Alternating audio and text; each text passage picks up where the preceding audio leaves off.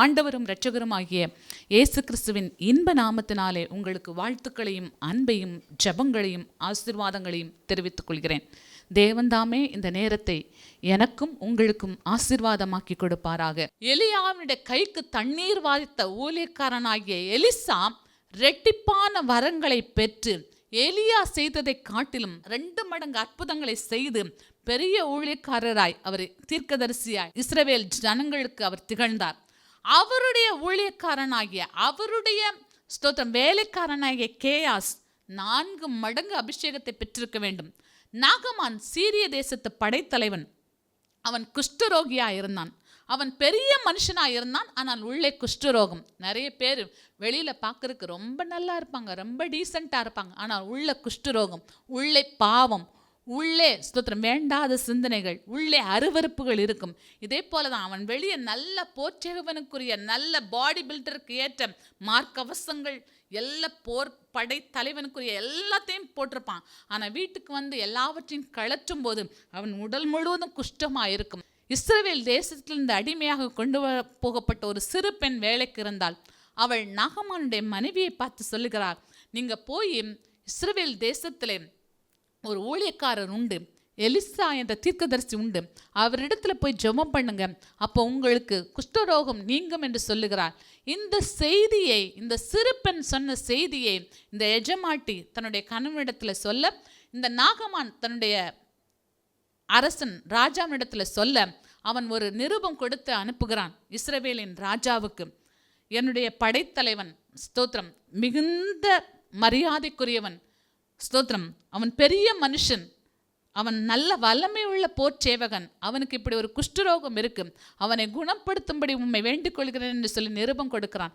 அந்த நிருபத்தை பார்த்த உடனே இஸ்ரவேலின் ராஜா நான் எப்படி இவனை சுகமாக்க முடியும்னு சொல்லி தன் வஸ்திரங்களை கிழித்து கொள்கிறான்.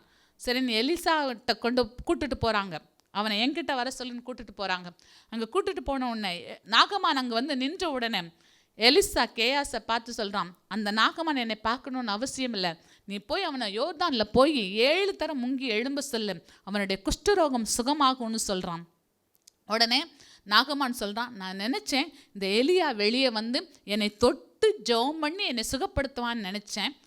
எனக்கு சீரியா தேசத்தில் தண்ணீர்களும் நீர்நிலைகளும் இல்லைன்னு சொல்லியா இந்த இஸ்ரவேலுக்கு வந்து நான் என் குஷ்டரோகம் நீங்க நான் ஸ்நானம் பண்ணணும்னு சொல்லி கோபப்படுகிறான்.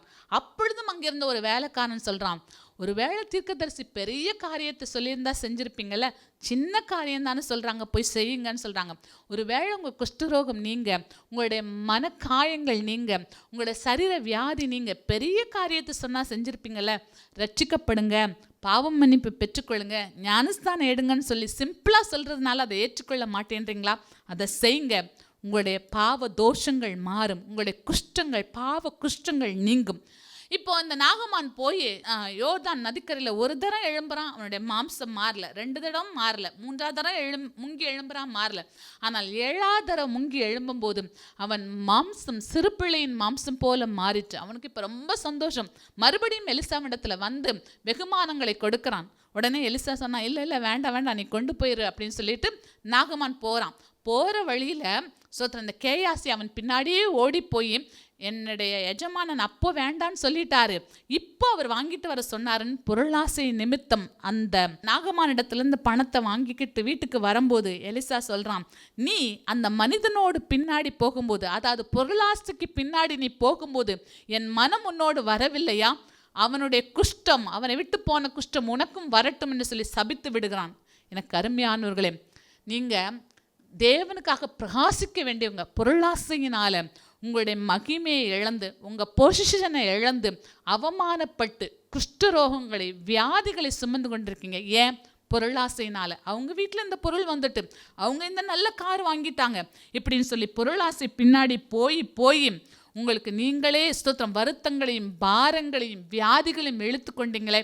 நீங்கள் தேவனுக்காய் 2-4 மடங்கு பிரகாசிக்க வேண்டியவங்க. புதியின் கோட்டை ஆலயம் புதிய பேருந்து நிலையம் அருகில், திருநெல்வேலி 620007 தமிழ்நாடு, தென்னிந்தியா. இணையதள முகவரி www.fortopriceministries.org.